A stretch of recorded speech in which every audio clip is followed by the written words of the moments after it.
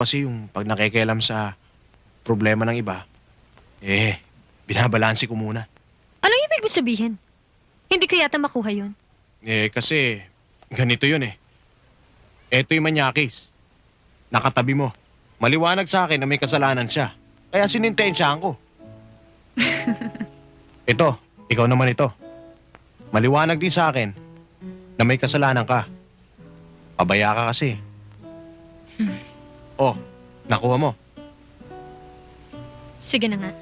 Impressed na ako sa justification mo. Pero, paano mo naman ma-explain yan? Para mas kumpleto yung paliwanag.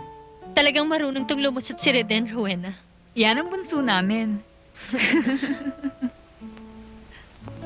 Mukhang maganda ang plano mo ah. Patuloy na makikinabang ang mga dating magsasaka kung ganun. Kaya nga itatayo natin ang planta para